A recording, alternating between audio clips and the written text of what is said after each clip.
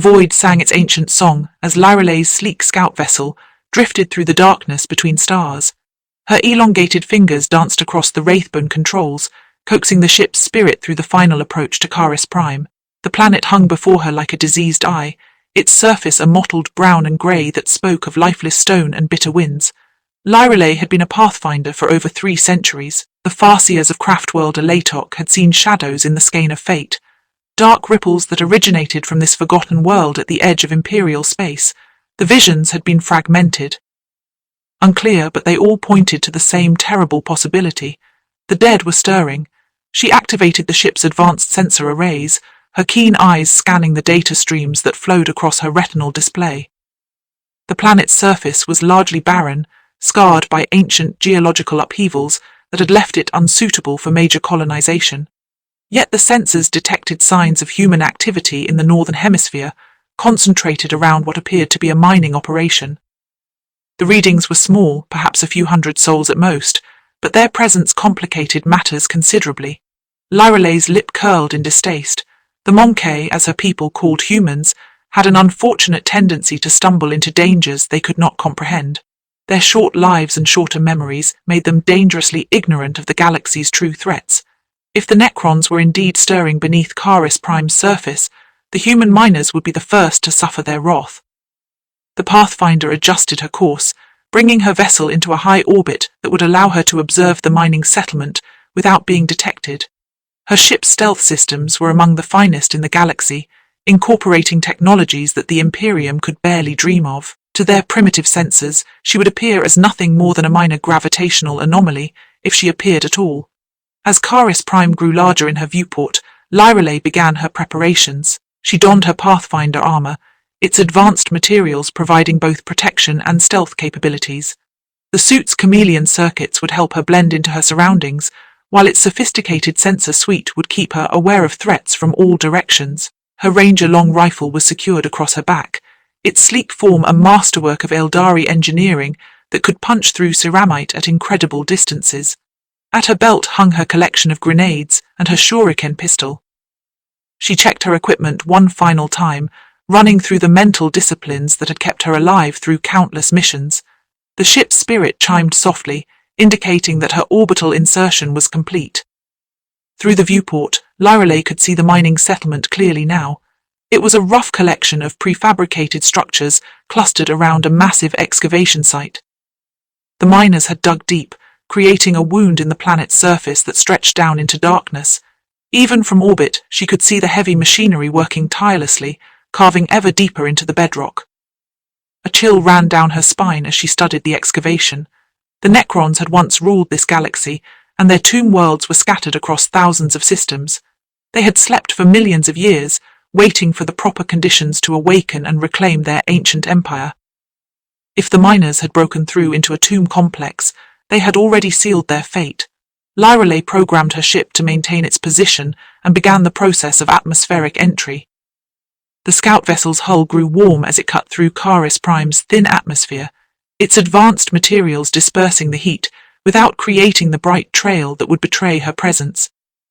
She guided the ship toward a landing site several kilometers from the mining settlement, choosing a rocky outcropping that would provide both concealment and a good observation point. The landing was silent, the ship's gravitic drive settling it gently onto the planet's surface without disturbing so much as a pebble. Lyralei sealed her helmet and checked her armor's atmospheric systems before opening the airlock. The air outside was thin and bitter, carrying the taste of metal and stone. She stepped onto the surface of Kharis Prime and immediately felt the weight of ancient malevolence pressing down upon her. The Pathfinder's enhanced senses, honed by centuries of training, detected subtle wrongness in the very air. There were electromagnetic disturbances that spoke of dormant technology, gravitational anomalies that suggested massive structures hidden beneath the surface, and something else, something that made her mind recoil in instinctive fear. She activated her suit's chameleon circuits and began making her way toward the mining settlement. The terrain was rough and broken, filled with deep crevasses and towering rock formations that provided excellent cover for someone with her skills. She moved like a ghost through the landscape, her footsteps silent even on the loose gravel and stone. As she drew closer to the settlement, Lyralei could hear the sounds of human activity, the roar of heavy machinery, the shouts of workers coordinating their efforts, and the constant rumble of excavation equipment. She found a position on a ridge overlooking the site and settled down to observe, her rifle's scope providing a clear view of the operation below. The miners were working with the typical human combination of determination and ignorance. They had established a perimeter of basic defenses, nothing more than a few automated turrets and a simple void shield generator. Their focus was entirely on the excavation, which had grown to enormous proportions. The wound in the earth stretched down at least 2 kilometers, its sides carved into terraces that allowed the massive mining machines to work at different levels. Through her scope, Lyralei could see the miners themselves. They were rough, hardy folk, the kind of people who made their living extracting wealth from hostile environments. Men and women in powered exoskeletons operated the heavy machinery, while others in environmental suits worked the smaller excavation sites. Children played among the prefabricated buildings, their laughter carrying on the thin air. The sight of the children made Lyralei's chest tighten. She had seen too many innocents die in her long life, victims of the galaxy's endless conflicts and ancient hatreds. These people had no idea what they were walking into, no understanding of the forces they were about to unleash. She shifted her position and focused her scope on the deepest part of the excavation. Her enhanced vision could penetrate the shadows that would blind human eyes, and what she saw there made her blood run cold. The miners had broken through into a vast underground chamber, its walls lined with the distinctive architecture of the Necron dynasties. The geometric patterns were unmistakable, their alien angles and impossible symmetries speaking of a civilization that had mastered death itself. Worse still, she could see the telltale signs of awakening technology. Faint lights flickered in the depths of the chamber, and her suit sensors detected energy signatures that were growing stronger by the hour. The miners had not simply discovered a tomb complex, they had triggered its reactivation sequence. The Necrons were waking up. Lyralei activated her long-range communicator and began recording her observations. The craft world needed to know what was happening here, needed to prepare for the threat that would soon emerge from Kharis Prime. She spoke in the liquid syllables of the Eldari tongue, her voice carrying both urgency and professional detachment. The ancient dead stir beneath the surface of Kharis Prime, she reported. The Monkey have breached a tomb complex of considerable size. Energy readings indicate massive reactivation protocols are underway. Estimate full awakening within 72 hours. The tomb appears to be of the Mefrit dynasty. She paused her recording as movement in the excavation caught her attention. The miners were pulling back from the deepest levels, their equipment registering energy readings that even their primitive instruments could detect. She could see them gathered around their command post, their body language speaking of confusion and growing concern. A group of them was descending into the chamber despite the warnings, their curiosity overcoming their caution. Lyralei wanted to shout a warning, to somehow communicate the danger they were walking into, but she knew it would be useless. Even if they believed her, it was already too late. She resumed her recording. The humans have made direct contact with the tomb complex. Their presence is accelerating the awakening process. I estimate we have less than 48 hours before the first Necron units achieve full reactivation. The settlement contains approximately 400 souls, including non-combatants. Recommend immediate evacuation of the sector and preparation of containment protocols. The Pathfinder settled in to watch and wait. There was nothing she could do to prevent what was coming, but she could gather intelligence that might prove valuable in the battles to come. She had seen Necron awakenings before, had witnessed the terrible efficiency with which they eliminated anything that threatened their dominion. The miners below had no idea they were about to face an enemy that had conquered the galaxy when their ancestors were still primitive mammals. Hours passed in tense observation. The miners continued their work, but she could see growing unease in their movements. Their equipment was registering increasingly powerful energy signatures, and several of their deep drilling rigs had simply stopped working as unknown forces interfered with their machine spirits. The first sign of true danger came as the planet's sun began to set. She detected movement in the depths of the chamber, shadows that shifted with purpose rather than chance.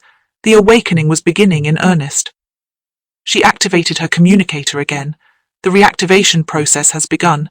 I am observing movement within the tomb complex. The Necrons are stirring. I will maintain observation for as long as possible, but may need to withdraw if the situation becomes untenable. The night that followed was long. She watched as lights began to flicker to life throughout the underground complex, their eerie green glow casting strange shadows on the excavation walls. The miners had pulled back to the upper levels, but she could see them still working, still unaware of the magnitude of the threat they faced. The first Necron warrior emerged from the tomb just before dawn. It rose from the depths like a metallic spectre, its skeletal form wreathed in eldritch energies. The creature moved with the gait of the recently awakened, but even in its confused state it was a formidable opponent.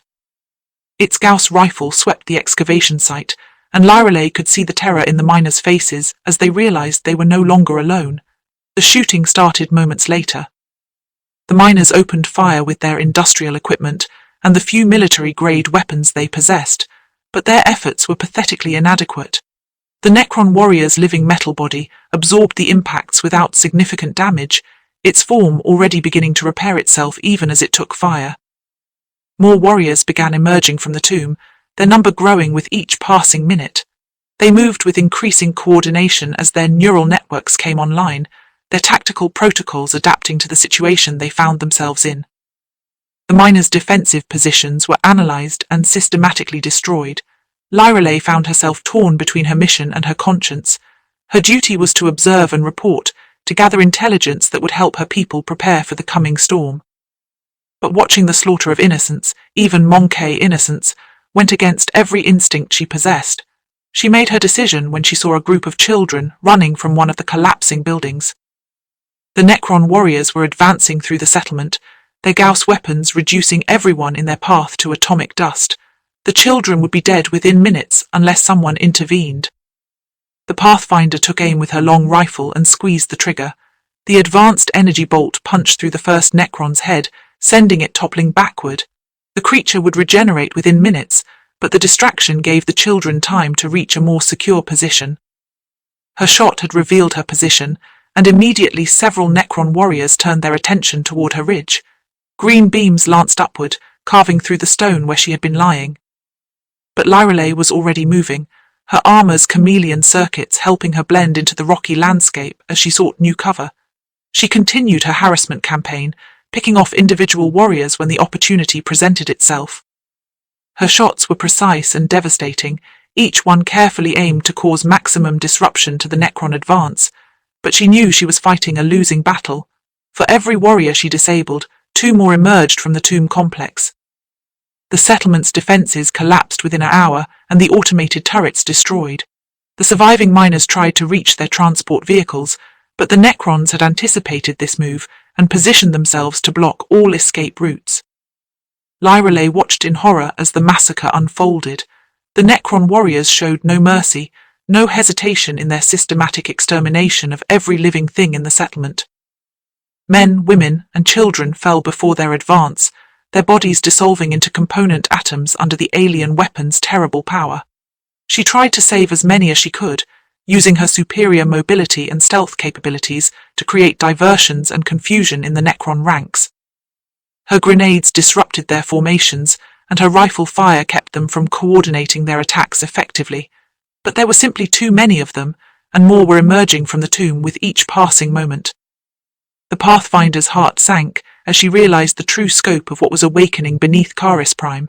This was not a simple tomb complex, but a major facility that had housed thousands of Necron warriors. The excavation had not merely triggered a localized awakening, but had activated an entire army. She activated her communicator one final time as the last of the human defenders fell. Full-scale awakening confirmed. Estimate at least 5,000 Necron warriors have achieved reactivation. Multiple vehicle signatures detected emerging from deep storage. This is a major tomb complex, possibly a dynasty capital. The threat level is beyond initial projections. A new sound reached her ears, the deep thrumming of anti-gravity engines. Through her scope, she could see massive shapes rising from the depths of the tomb complex. Necron vehicles, their hulls gleaming with eldritch energy as they prepared to spread death across the planet's surface.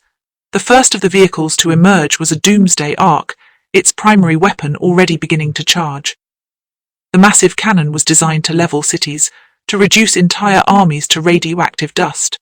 As Lyralei watched, the weapon fired, its beam carving a massive crater in the ground where the mining settlement's main building had stood. The message was clear. The Necrons were not content to simply eliminate the human presence on Kharis Prime. They were preparing to scour the planet clean, to remove any trace of the infestation that had disturbed their eternal sleep. Lyralei knew she had to escape. Her mission was no longer about saving the miners, who were already dead, but about warning her people of the massive threat that was emerging from Kharis Prime. She began making her way back toward her hidden spacecraft, using every skill she had learned in her centuries of service. The journey back to her ship was a nightmare of stealth and cunning.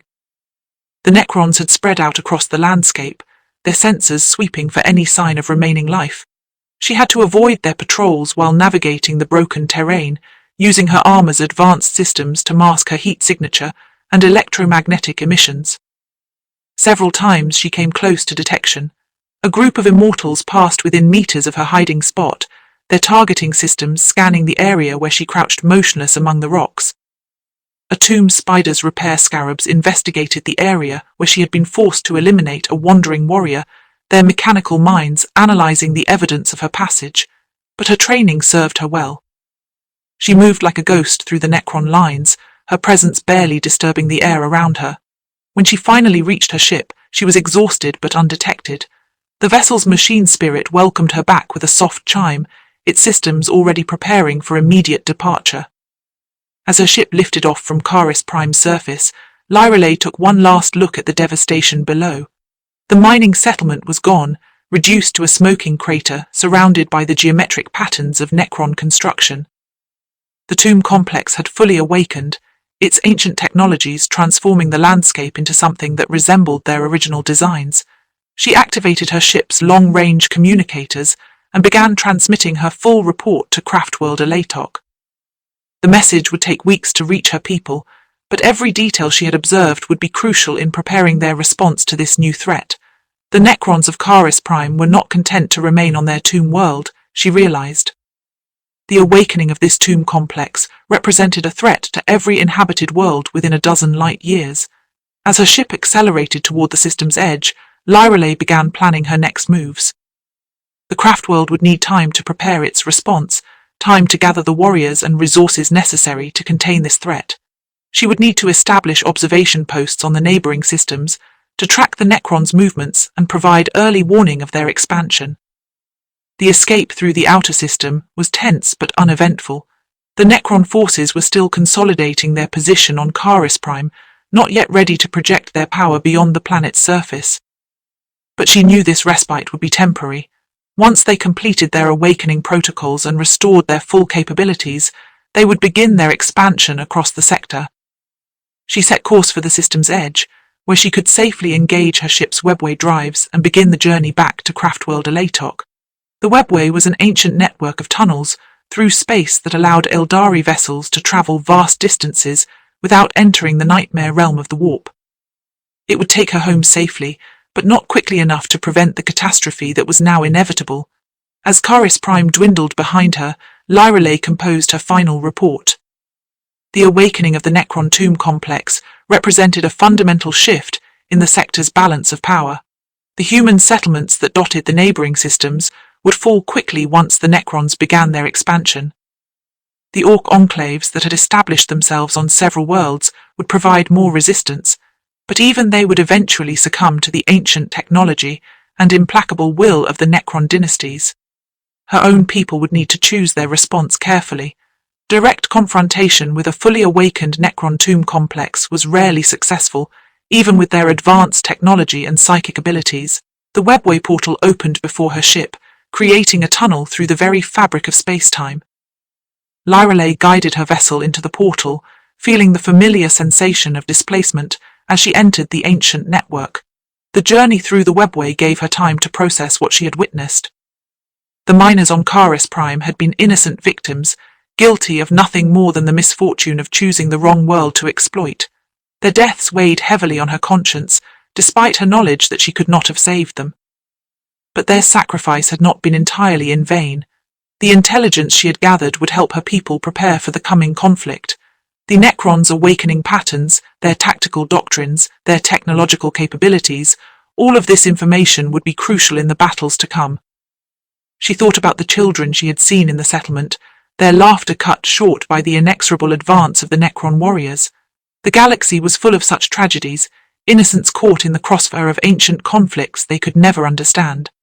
It was the burden of the Eldari to try to preserve what life they could, to stand against the darkness that threatened to consume everything. The webway journey took several days, during which Lyralei refined her reports and prepared her recommendations. The Craftworld's leadership would need to act quickly once they received her intelligence. The Necrons would not remain content with Kharis Prime for long, and every day of delay would make the eventual confrontation more difficult. She emerged from the webway at the edge of Craftworld Latox system, her ship's sensors immediately detecting the familiar energy signatures of her home. The Craftworld hung in space like a jewel, its wraithbone hull gleaming with the light of 1,000 stars. It was a city in space, home to millions of her people, and now it was threatened by the awakening she had witnessed. The Craftworld's defense grid recognized her ship and granted her passage through the outer perimeter. She was immediately contacted by the Autarch's staff, who had been monitoring the communication channels for her return. Her preliminary reports had already reached the Craftworld's leadership, and they were eager for her full briefing. Lyralei docked her ship at one of the Craftworld's many bays and made her way through the familiar corridors to the command center. The architecture around her was a mixture of organic curves and geometric precision, grown rather than built, shaped by psychic forces and ancient knowledge. She had walked these halls for centuries, but the sight of them now filled her with a sense of urgency. The Autarch was waiting for her in the strategic planning chamber, along with several Farseers and other senior commanders. The room was filled with holographic displays showing tactical data from across the sector, but all attention was focused on the region around Kharis Prime. Lyralei delivered her report, describing every detail of what she had observed. The Autarch listened intently, occasionally asking clarifying questions or requesting additional information. The Farseers sat in meditation, their psychic abilities probing the implications of her intelligence. When she finished, the chamber fell silent for several minutes. The magnitude of the threat was clear to everyone present. A fully awakened Necron tomb complex represented a danger that could not be ignored, but also one that could not be easily confronted. The Autarch was the first to speak. "Your intelligence is both valuable and disturbing, Pathfinder. The awakening of the Mefrit dynasty tomb complex changes the strategic situation in this sector fundamentally. We must consider our options carefully." One of the Farseers opened her eyes, her ancient gaze focusing on Lyralei. The skeins of fate are clouded around Kharis Prime. The awakening has created ripples that extend far beyond that single world. I see shadows of conflict spreading across the sector, consuming world after world in an ever-expanding web of destruction. Another Farseer spoke up, "But there are other possibilities. The Necrons' awakening may yet be turned to our advantage. Their expansion will threaten the Orc enclaves in the Ghoul Stars, forcing those savage greenskins to focus their attention elsewhere. The Imperial forces in the sector will be forced to respond, creating opportunities for us to achieve our own objectives." The Autarch nodded thoughtfully. "We must consider all possibilities, but first we need more intelligence. Pathfinder, I want you to return to the Kharis system and establish a covert observation post. Monitor the Necrons' movements and report on their expansion patterns. This information will be crucial in planning our response." Lyralei felt a chill run down her spine. The thought of returning to that system, of watching the Necrons spread their influence across world after world, filled her with dread. But she was a Pathfinder and this was her duty.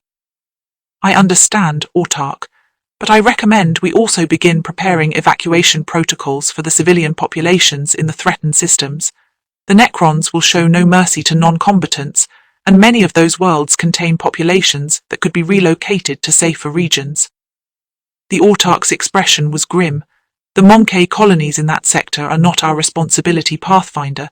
We cannot save everyone, and attempting to do so would only expose us to unnecessary risk. Our priority must be the safety of our own people and the preservation of our craft world." But Lyralei saw something else in the Autarch's eyes, a shadow of the same regret that she felt. The Eldar had once been the masters of the galaxy, but their fall from grace had taught them harsh lessons about the cost of intervention. They could not save everyone, but that did not make the choice any easier. The meeting continued for several hours, with various scenarios and contingencies being discussed. The Craftworld's forces were already being mobilized, with aspect warriors being recalled from distant missions and the Wraithbone constructs being prepared for potential combat. The threat from Kharis Prime could not be ignored, but neither could it be confronted head-on. Lyralei was given a few days to rest and resupply before returning to the Kharis system. She spent the time reviewing intelligence reports from across the sector, trying to understand the broader implications of the Necron awakening. The pattern was becoming clear. The tomb complex was not just a single threat, but part of a larger network of awakening dynasty worlds. The Necrons had been sleeping for millions of years, but something was stirring them across the galaxy. Reports were coming in from craftworlds across the galaxy of similar awakenings, of ancient tomb complexes coming online after eons of dormancy. The galaxy was entering a new age, one where the ancient dead would reclaim their dominion over the living. When the time came for her departure, Lyralei was better equipped than before. Her ship had been upgraded with additional stealth systems and long-range sensors. Her weapons and armor had been further tuned by the Craftworld's bonesingers, their psychic energies enhancing the already formidable equipment. She set course for the Kharis system once again, but this time she knew she was not going alone. The Craftworld's response was already in motion, with scout ships and fast attack craft being deployed to monitor the situation. The Eldari were preparing for war, even as they hoped to avoid it. The journey back to Kharis Prime took several weeks, during which Lyralei continued to refine her intelligence estimates and prepare for the challenges ahead. The webway routes to the system had been mapped and secured, allowing for rapid reinforcement if needed, but she knew that any direct confrontation with the Necrons would be costly and potentially catastrophic. When she finally arrived at the system's edge, the changes were immediately apparent. The Necrons had not been idle during her absence. Their ships were patrolling the outer system, their sensors sweeping for any signs of intrusion. The tomb complex on Kharis Prime had grown, its structures now visible from orbit as geometric patterns of light and shadow. Lyralei established her observation post on one of the system's outer asteroids, her ship's stealth systems keeping her hidden from the Necron patrols. From this position, she could monitor their movements and track their expansion without being detected. The Necrons' expansion was proceeding exactly as she had predicted. Their ships were moving to secure key positions throughout the system, establishing bases and monitoring stations that would serve as stepping stones for their eventual expansion to neighboring star systems. The ancient dead were awakening with a purpose, and their goals extended far beyond the reclamation of a single world. As she watched the Necron forces organizing themselves, Lyralei could not shake the feeling that she was witnessing the beginning of something much larger than a single tomb complex awakening. The coordination between the different Necron units, the sophisticated nature of their tactical deployments, and the advanced technology they were displaying all suggested that this was part of a much grander plan. The reports she transmitted back to Craftworld Lyralei painted a picture of growing danger. The Necrons were not simply awakening randomly, but were following some kind of predetermined protocol. Their expansion was methodical and purposeful, designed to establish a strategic foothold that could be used to launch further operations. Weeks passed in careful observation, with Lyralei documenting every detail of the Necron operations. She watched as their ships began probing the borders of neighboring systems, their sensors scanning for signs of life and potential threats. The expansion was beginning, and it would not be long before the first neighboring worlds fell under their influence. The weight of what she was witnessing began to tell on her. She was watching the birth of a new age of darkness, a time when the ancient dead would reclaim their dominion over the galaxy. The Craftworld's forces were preparing to respond, but she knew that whatever action they took would only be the first move in a conflict that could span centuries. The comm system chimed softly, indicating an incoming transmission from Craftworld Lyralei. The message was brief but carried the weight of command. The Autarch had made his decision. The Craftworld's forces would strike at the Necron expansion, but not in a direct confrontation. Instead, they would target the tomb complex's support systems, attempting to disrupt the awakening process and buy time for the sector's other powers to respond. Lyralei acknowledged the transmission and began preparing for the coming operation. Her role would be to provide targeting data and intelligence support for the strike force. The mission would be dangerous, but it represented the best chance of containing the Necron threat before it could spread beyond the Kharis system. As she prepared for what might be her final mission, Lyralei reflected on the path that had brought her to this point. She had begun as a simple ranger, seeking to protect her people from the dangers of the galaxy. But over the centuries, she had become something more, a guardian of knowledge and a sentinel against the darkness. The Necrons represented everything the Eldar opposed. They were the antithesis of life, creatures of cold metal and malevolent intelligence who sought to reduce the galaxy to a sterile tomb.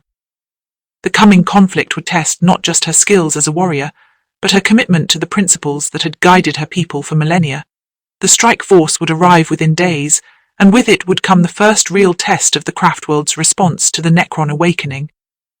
Lyralei knew that whatever happened next would determine not just the fate of the Kharis system, but the future of the entire sector. As she made her final preparations, she could see the green glow of Necron energy signatures spreading across the system like a plague. The ancient dead were awakening, and their hunger for dominion would not be easily satisfied. The galaxy was about to enter a new age of war, and she would be one of the first to face the enemy in battle. The last transmission she received from the Craftworld contained a simple message from the Autarch. May your aim be true, Pathfinder. The fate of worlds may depend on the intelligence you provide. The Eldari do not forget their debts, and we will not forget yours. After landing her ship, she sealed her helmet and checked her weapons one final time. The comm system fell silent, leaving her alone with her thoughts. Lyralei settled into her position and began her final observations, knowing that the intelligence she gathered in the coming hours might be the key to victory or defeat. The hours crawled by as Lyralei maintained her vigilance, her enhanced sensors cataloguing every detail of the Necron movements below. The tomb complex continued its inexorable expansion, with new structures rising from the planet's surface in defiance of natural law. She observed as massive monoliths emerged from hidden chambers deep within the complex. These floating fortresses were among the most feared weapons in the Necron arsenal, their Gauss flux arcs capable of reducing entire armies to atoms. As they took their positions around the tomb's perimeter, Lyralei realized that the awakening was entering its final phase. The Necron fleet was also growing stronger. More ships emerged from hidden berths within asteroids and hollow moons, their hulls gleaming with the same sickly green energy that powered their ground forces. These were not the crude vessels of younger races, but works of art that combined devastating firepower with technologies that had been ancient when the Eldari Empire was young.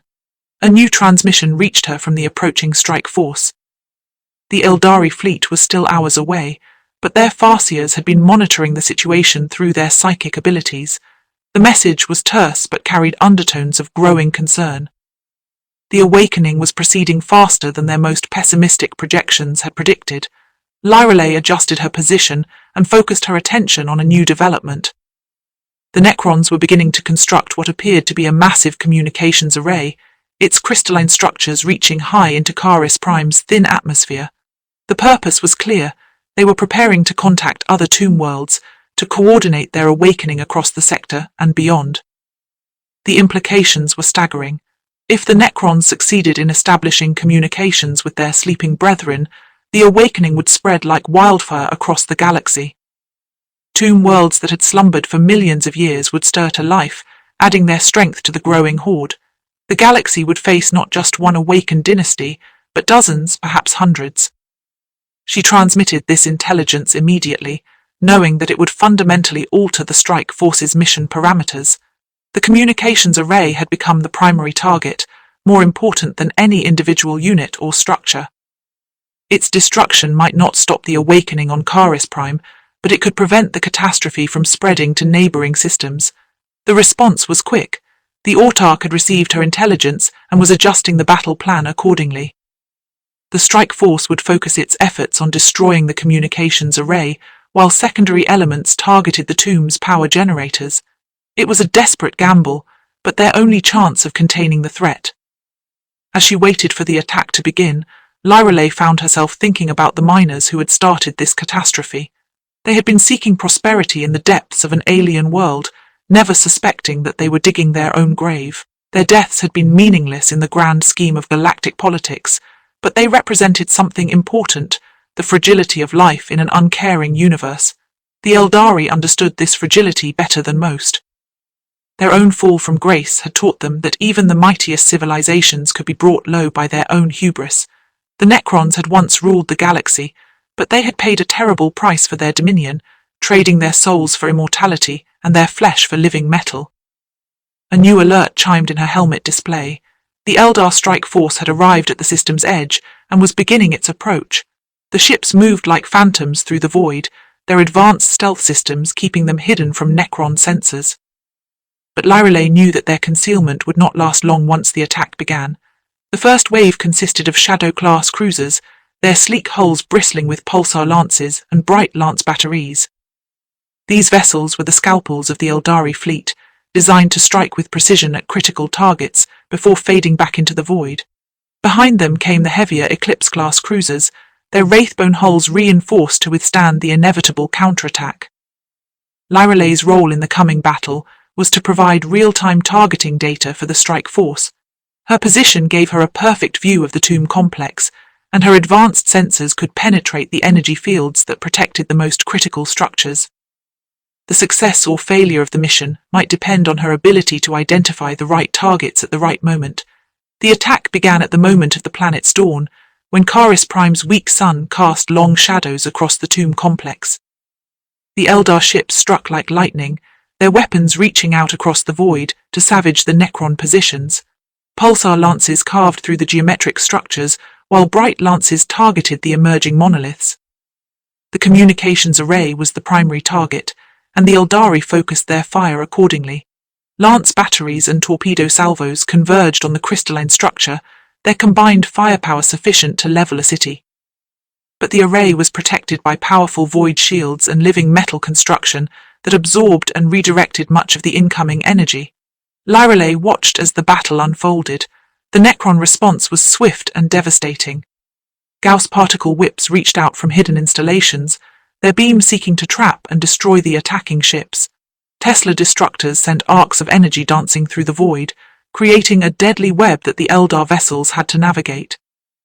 The first casualty was a Shadow-class cruiser that strayed too close to one of the monoliths. The fortress's Gauss flux arcs reached out and began systematically dismantling the ship's hull.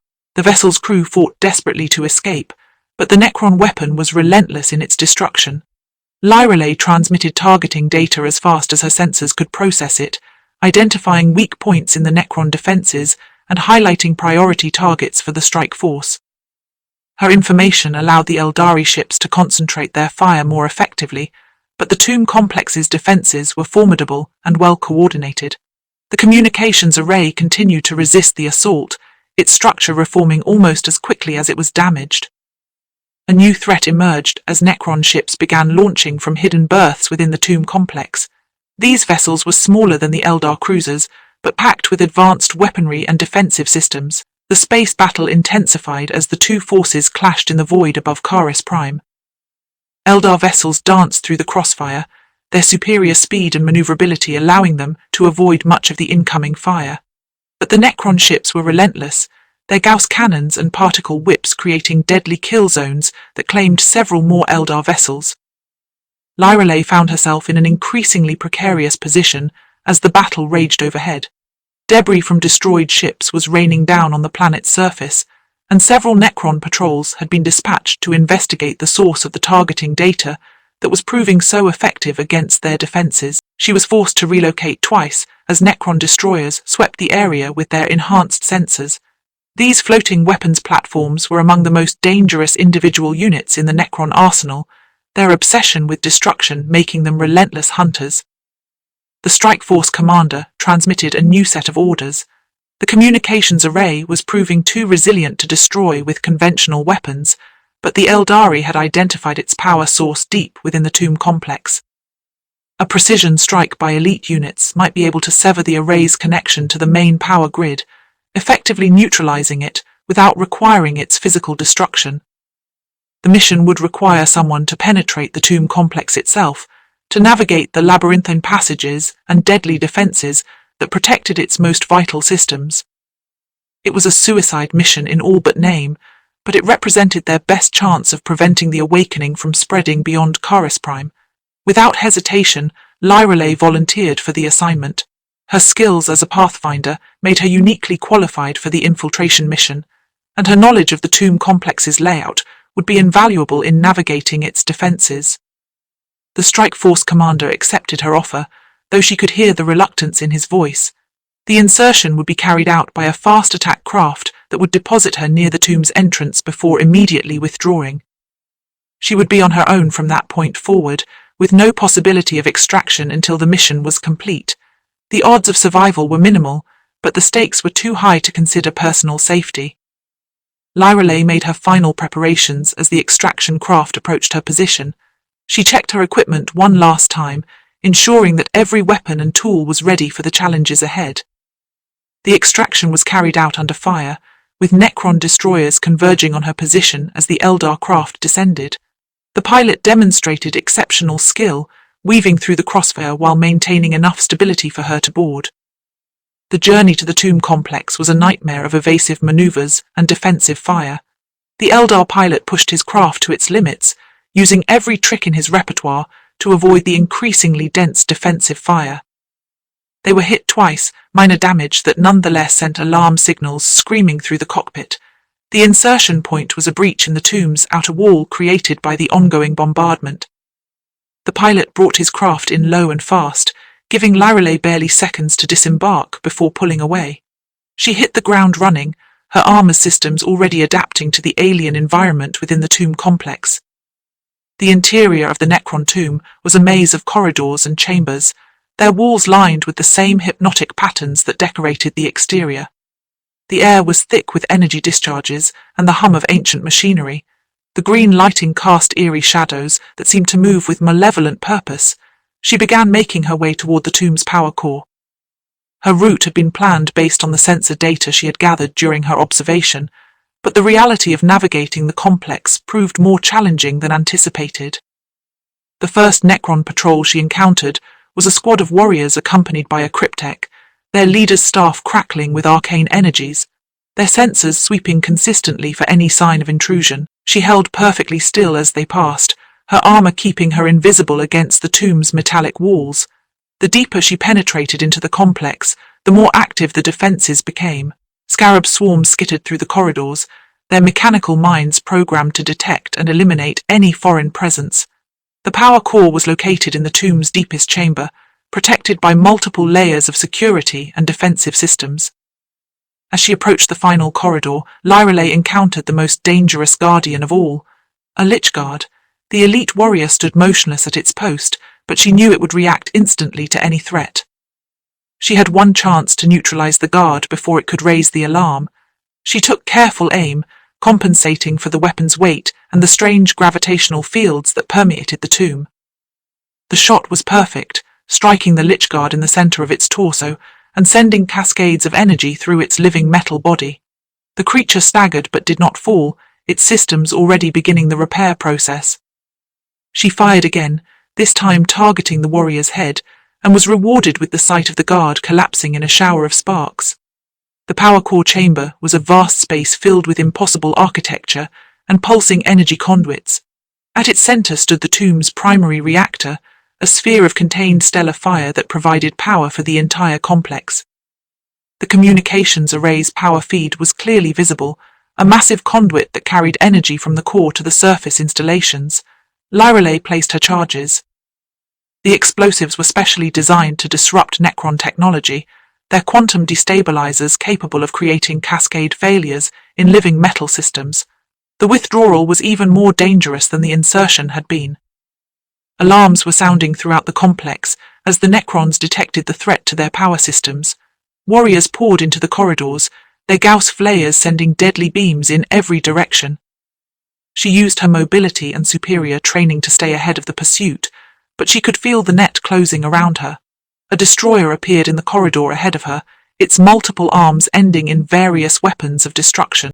The floating weapon platform opened fire immediately, its Gauss cannon sending a stream of energy at her. She responded with a plasma grenade that temporarily disabled the creature's sensors, giving her time to slip past. The whole tomb complex shook ferociously as she detonated the explosives. The power core's containment field fluctuated wildly as the quantum destabilizers took effect, sending ripples of disruption through every system connected to the main grid. The communications array's crystalline structure began to crack and fade as its power supply was severed. Lyralei felt a surge of triumph. The mission had succeeded, at least partially. The Necrons would not be able to contact their sleeping brethren, not from this tomb complex. But she was still trapped deep within enemy territory, with an entire army of ancient warriors hunting for her. The escape was a running battle. Her ammunition was running low, and her armor had taken damage. She finally reached the surface as the Eldar strike force began its withdrawal. The space battle overhead was winding down, with both sides having taken heavy casualties. The communications array was indeed destroyed, its remains scattered across the tomb complex's surface, but the cost had been higher than anyone had hoped. The extraction craft that came for her was the same one that had delivered her to the tomb, its pilot somehow having survived the intense fighting. The pickup was performed under heavy fire, with Necron ground forces converging on their position from all directions. They lifted off just as a Doomsday Ark's main cannon carved a crater where they had been landing. The pilot dropped her off at her ship and she took off, immediately following him. As they climbed toward the waiting fleet, Lyralei could see the full scope of what they had accomplished, but the tomb complex itself remained active, and the Necron forces were already beginning repairs on their damaged systems. The strike force had achieved its primary objective, but at a terrible cost. 3 cruisers had been lost, along with most of their crews. Hundreds of Eldar warriors had died to prevent the awakening from spreading beyond Kharis Prime, their sacrifice measured against the potential deaths of billions. The journey back to Craftworld Alatok was somber, with the surviving ships carrying the wounded and the dead home to their people. Lyralei spent the transit time compiling her final report. The intelligence would be invaluable for future operations against Necron forces. When they finally reached the Craftworld, the reception was mixed. The mission had been a tactical success, but the strategic situation remained dire. The Necrons of Kharis Prime were still active, still expanding their influence throughout the local system. Other tomb worlds might still be awakening, guided by whatever force had stirred the Mefrit dynasty from their eternal slumber. The Autarch received her report in the same chamber where she had first briefed the Craftworld's leadership. The holographic displays now showed the full scope of the Necron threat, with red markers indicating confirmed tomb worlds and yellow ones marking systems where awakening was suspected but not confirmed. "Your mission was successful," Autarch said, but his tone carried no triumph. "The communications array is destroyed, and we have bought ourselves time to prepare for what comes next. But the galaxy is changing, and the awakening on Kharis Prime is only the beginning." Lyralei nodded, understanding the implications. The Necrons were stirring across the galaxy, and no single victory would be enough to stop them. The Craftworld would need to choose its battles carefully, striking where it could make a difference while avoiding the direct confrontations that could lead to their destruction. She was granted leave to recover from her injuries and the strain of the mission, but she knew that her rest would be brief. The galaxy was entering a new age of war, and Pathfinders like her would be needed more than ever. In the days that followed, reports continued to arrive from across the sector. The Necron forces on Kharis Prime were consolidating their position, building new structures and expanding their influence to neighboring worlds. Other tomb complexes showed signs of stirring, their ancient systems responding to signals that the Eldar could not intercept or decode. The war for the galaxy's future had begun, and every victory would be measured against the growing tide of darkness that threatened to consume everything in its path. Lyralei had played her part in the opening moves, but she knew that the real battle was yet to come. The void continued to sing its ancient song, but now it carried new harmonies of conflict and struggle. The Necrons were awakening from their eternal slumber, but they would find that the galaxy had not waited for their return. New powers had risen, new alliances had formed, and new heroes stood ready to face the darkness. A new age of awakening had begun, and none could say where it would end.